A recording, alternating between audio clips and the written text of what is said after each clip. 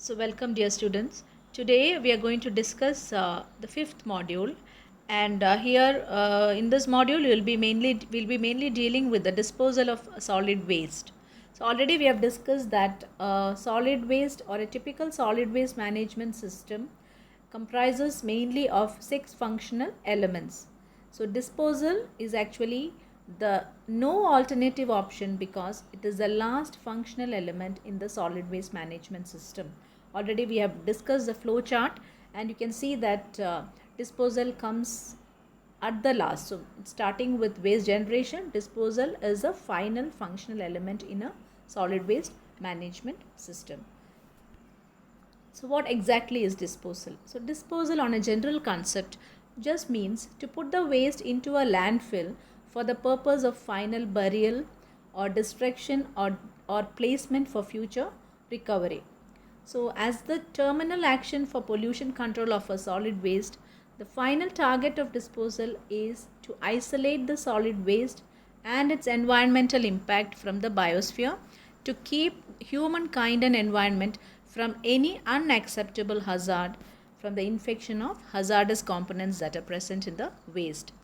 You can see here it is nothing but the discharge, deposit, the injection, dumping, spilling, leaking, or placing of any solid waste into or on any land or water. So, this term does not include, of course, it does not include like collection, storage, transportation, etc. Doesn't come in disposal. It is a final step, and it is the ultimate disposition or placement of refuse that is not salvaged or recycled. So that should be clear. Now, disposal of solid waste is actually a stinging and widespread problem in both the urban and rural areas in many developed and developing countries. And municipal solid waste collection and disposal is one of the major problems of any country today. You can see that collection of the waste and of course disposal is a major problem faced by any urban environment in most of the countries, I must say. The safe and reliable long-term disposal of solid waste residues is actually an important component of the integrated solid waste management, and there are various methods by which the disposal is being effected, and of which historically landfills have been the most economical and the environmentally acceptable method for the disposal of solid waste in most of the countries. There may be a waste reduction, recycling, transformation, energy recovery technologies, and various other methods are there, but still landfill remains a necessary component of the waste management system. So here you can just see how the wastes are being dumped on the land. Now we'll see what are the various methods of solid waste disposal and management. So these are the following are the methods like solid waste open burning, sea dumping process, solid waste sanitary landfills, incineration method, composting process, disposal by plowing into the fields, disposal by hog feeding, salvaging procedure, and fermentation or biological digestion. So we'll see each of these.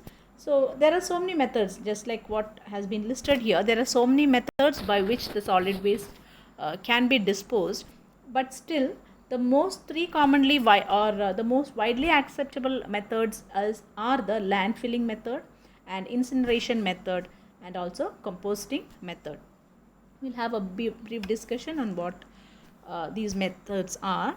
So coming to solid waste open burning. So as you see here in the figure, solid waste open burning is actually any burning that is done outdoor without any stack, chimney or a duct. Then we call it as an open burning, and it is actually not at all acceptable, or we cannot say it is a perfect method in the present scenario, because open burning of the waste releases a variety of toxic pollutants into the air, and it can also lead to soil pollution, water pollution, food contamination, etc. And moreover, open waste burning releases significant amounts of greenhouse gases into the atmosphere. So such compounds like carbon dioxide, methane, and the particulate matter that are associated with air pollution can lead to very severe cases of respiratory diseases and open burning is also associated with the emission of persistent organic pollutants like various hydrocarbons and dioxins and many other such compounds which are all carcinogenic, and hence this is not a very acceptable method of solid waste disposal. Now coming to sea dumping process. Again, this process is carried out usually in the coastal areas, like we say the sea dumping or the ocean dumping. It's a very costly procedure and not an environmentally friendly procedure also. So here what happens is the wastes are deposited from the factories, industries, and the tankers and ships etc. will collect the waste and they will be dumped into the sea. So some industrial waste and sewage contains materials like mercury, cryolite, DDT etc., which can affect the marine environment. So this is also not a acceptable process or disposal method. Now coming to solid waste sanitary landfills.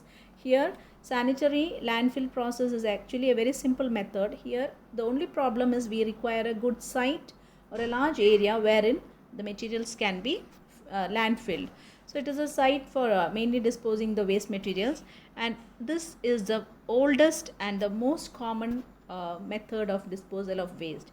So apart from sanitary landfills, of course we do have incineration and composting method, but still sanitary landfilling method is the most widely used method, and it is perhaps the oldest method of disposing the solid wastes.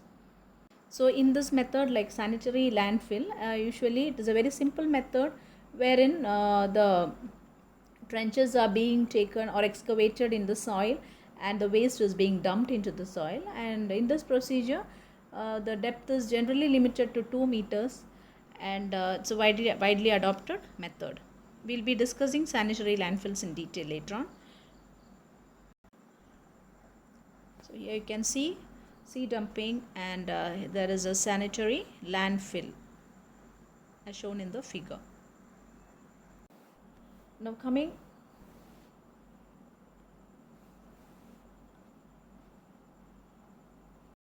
Now the next method, that is incineration method. As I told you, this is also a widely adopted method.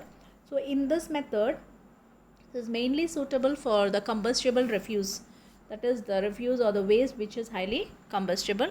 The only problem is that it incurs high operation cost, and also the construction and procedure involved is a bit complicated.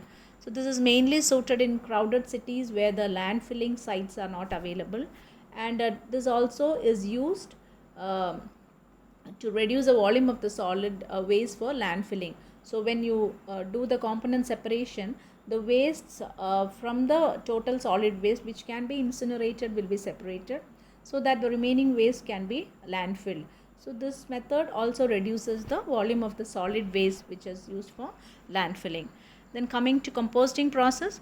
Composting process is again similar to the sanitary landfilling process, and it's very popular in most of the developing countries. And here decomposable organic matter will be separated and composted in this procedure. And finally, the end product that we get after composting are usually used as fertilizers, and they are also good soil conditioners. Composting also will be dealt with in the 6th module in detail. So here you can see a waste incineration and a composting process. Just the figure, it shows how the incineration is effected. Now the next method, that is disposal by plowing into the fields. So these methods are also not very environmental friendly, and it is not very widely used. Here this waste will be dumped into the field after plowing, but this is not a very environmental friendly method and hence not much adopted. And hog feeding method, this is another method wherein the waste, we know that the solid waste comprises of garbage, refuse, and so many other kinds, rubbish, etc. So here the garbage will be disposed into the sewers, and also the refuse will be ground well in the grinders and then fed into the sewers.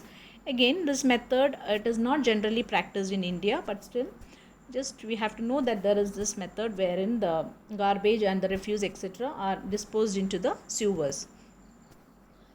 The next method, that is salvaging procedure. Here what happens is the materials like metal, paper, etc., like plastics, several kinds of plastics, glass, rags, etc., will be salvaged or recycled and reused.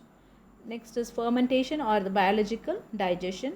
Here the biodegradable waste will be converted to the compost and recycling will be done whenever possible, and hazardous waste are usually disposed of using this method.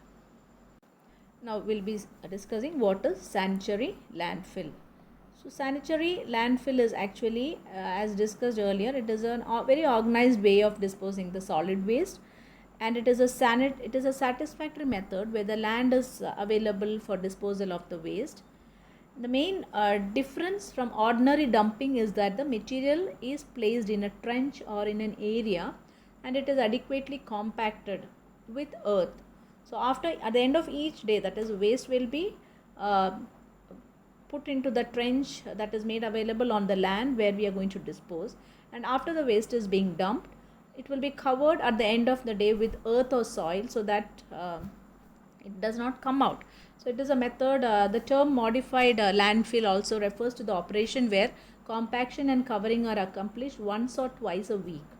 And the main purpose of landfill will be to bury the trash in such a way that it will be isolated from the groundwater, and it will be kept dry and does not come in contact with the air as well.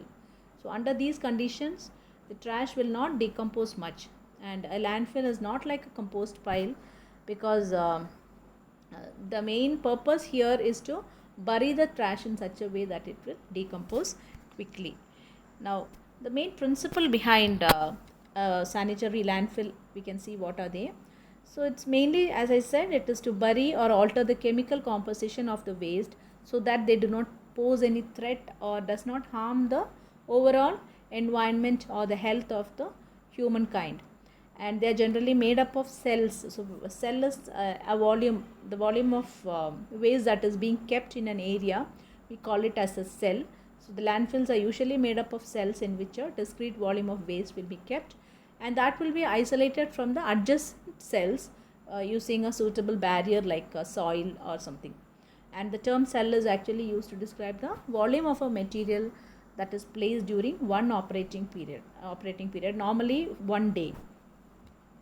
So we'll see what are the characteristics of a landfill. So as you see here, solid waste is placed in suitably selected and prepared landfill site in a carefully prescribed manner.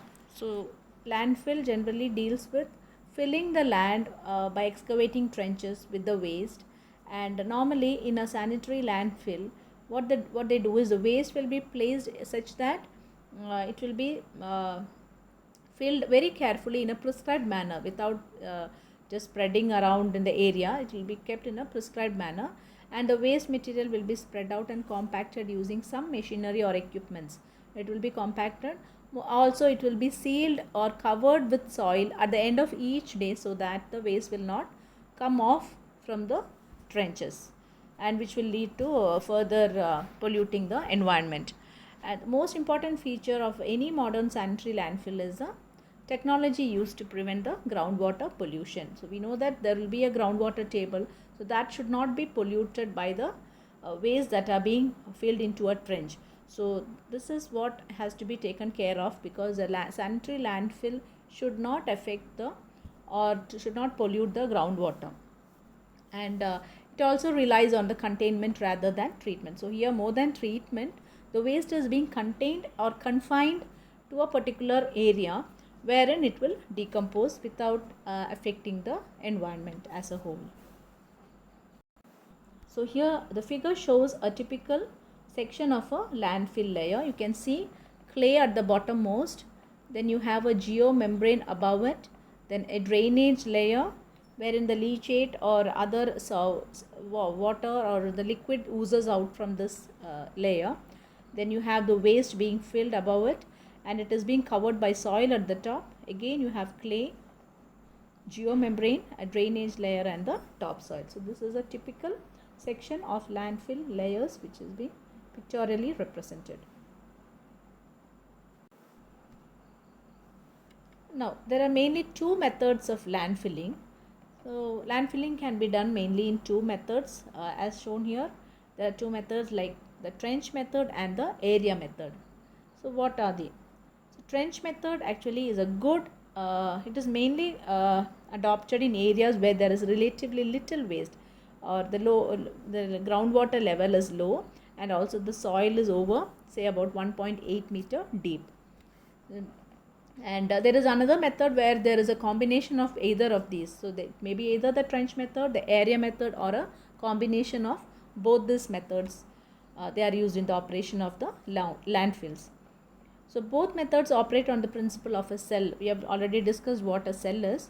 So, here both the methods will be operating on this principle of a cell, which actually comprises the compacted waste and the soil that is being covered for each day.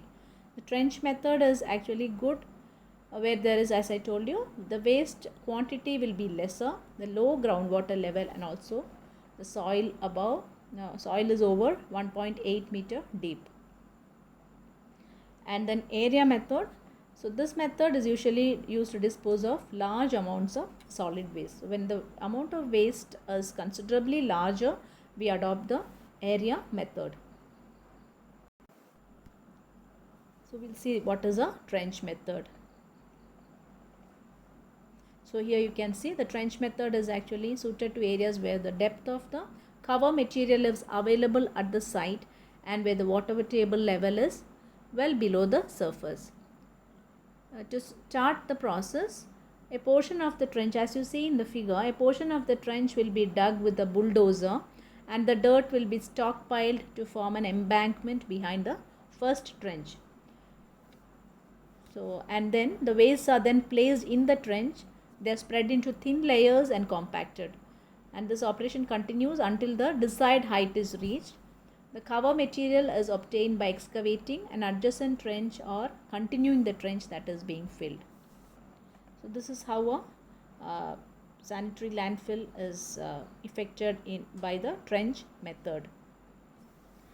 Now, we will see what are the procedure. The procedure is actually this is usually used in the case of flat terrain or a sloping where the soil can be easily excavated. So, that is how normally a trench method will be adopted in the case of a flat terrain or a sloping soil. And the trench of about 2 meter depth and 5 meter wide is normally used.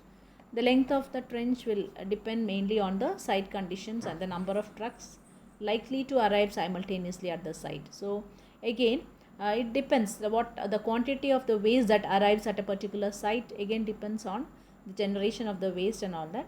So, usually a trench of about 2 meter depth and 5 meter will be used, and again the length may be increased or decreased based on the conditions like the site and the number of trucks which collects the waste and arrives at the site. And the size of the trench is also fixed, that is adequate to accommodate the quantity that is received during the day. The refuse trucks will stand at the face of the trench and deposit their contents directly into the trench. Then after filling the trenches with the waste, the next step will be to compact the waste, so using some equipments or machineries, and this is mainly done to reduce the volume of the waste. If you compact it properly, and the top of the trench will be, again after the waste is being dumped and compacted, the top of the trench will be covered by soil layer, and this will be done daily. It's on a daily basis. At the end of the day's work, it will be covered with soil by previously excavated earth, and this is usually about 15 centimeter thick soil will be placed above the waste. And when completed, the landfill consists of a series of such long narrow cells separated longitudinally with small ridges or ribs, and the top of the finished fill will be again raised above the original ground level. So, this is what a trench method is all about, as you see in the figure. So, the procedure is given here.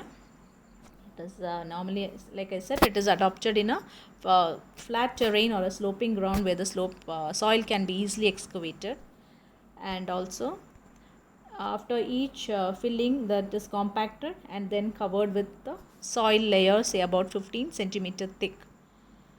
So, this is the trench method of land filling. Now, coming to the area method.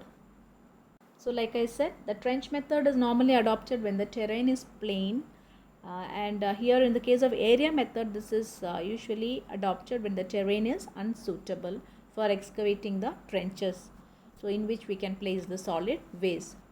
The filling operation here is started by building an earthen bund against which the waste will be placed in thin layers, and again, like we did in the trench method, it will be compacted, and as the fill progresses until the thickness of the compacted waste will reach say a height to about 2 to 3 meters. Normally at the end of the day's work, the height will reach to about 2 to 3 meters. The operation at the end of the day's operation, what happens is, again we'll cover it, or we'll cover a covering material like say soil, etc. will be soil. Normally we put the earth soil, say 150 to 300 millimeter will be placed over the compacted fill waste that is being filled. We'll place soil above it. Now a final layer of the cover material will also be used when the fill reaches the final design height. Here we can see that the main features of a landfill area method are as follows. As shown in the figure here, you can see these are the main features of a landfill in the area method. You can see the cell. So cell actually is the volume of material placed in the landfill during 1 day operating period. So in 1 day, the total volume of material that is being placed in the landfill, we call it as a cell. You can see in the figure it is shown clearly. Now again, daily cover, say 6 to 12 inches of native soil will be covered above the fill, whatever filling it is, the waste after the waste is being filled, a daily cover of say about 6 to 12 inches of native soil will be placed, and this is mainly, as I said, to control the blowing waste away from the fill or away from the trench, so as not to affect the environment or pollute the environment. Then the lift indicates a complete layer of cells over the native area of the landfill. That complete layer of cell, we call it as a lift. And bench is at actually the height of the landfill once it exceeds 15 to 20 meters, and this is mainly to maintain the slope stability of the landfill. The final cover or layer, we call it as the final lift, and the final cover layer, it is applied to the entire landfill surface after all the landfilling operations are completed. So usually we use multiple layers of soil or geomembrane material for area method of landfilling.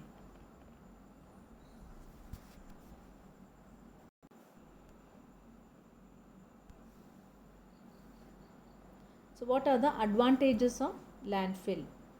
So the main advantages of landfill can be listed as below. So one of the major advantages is that the burying will produce energy in the landfill, in the trenches. Once we finish dumping the waste and burying it and covering it, as the decomposition occurs, what happens is it can produce energy, and this can be obtained by conversion of the landfill gas. So gases will be liberated during the process of decomposition, and this can be utilized for producing energy. Also, the waste products of the landfill can be used as a direct fuel for combustion, or it can be indirectly, they can be processed to another fuel also. And landfill is a specific location for waste disposition that can be monitored. So it is one major advantage is that we can monitor the waste in the sense like whether it affects the environment or not. There is a specific location, like we are dumping it in a particular soil, in a particular area. So there can always be a monitoring process in this. Then on completion of the landfill, it can be reclaimed and it can be used as parks or farming. Again, this land, once the landfilling is completed, it can be again be reclaimed for various other purposes. Then in a properly designed landfill, the waste can be processed and all recyclable materials can be used before closing. Then the organic material can also be separated from a properly designed landfill, which can be used for compost or production of natural gas. So compost is again something which is a good soil conditioner and can also be used as a fertilizer. And the landfills that are properly managed can capture the natural gas or methane that is produced by the underground decomposing material. So these are the various advantages of a typical landfill. So we'll see what are the disadvantages. So we see that if the landfill is not properly designed, or if it is not done in a proper manner, in a prescribed manner, what happens? It gives an ill effect. It will give a reverse effect.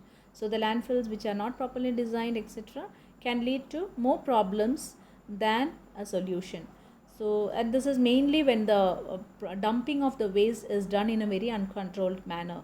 So this is one major disadvantage of a landfill. Then also the areas whichever comes around the landfill, normally we use the isolated lands that are not used for landfilling, but still the areas surrounding that landfill area are normally highly or heavily polluted. And landfill can even pollute the air, water and the soil again if it is not properly done. It can lead to various types of pollutions.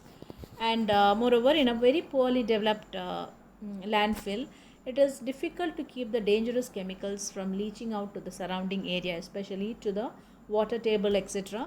So if it is not properly done, it can lead to release of various dangerous chemicals from leaching out to the surrounding area. And also the groundwater system may be affected. Then again, another major problem is that it causes diseases and illnesses, because it to the community that is living around the landfill. Moreover, many insects, rodents, etc., will be attracted to the landfills, and this can result in dangerous diseases or spread of various epidemics. So these are the various disadvantages.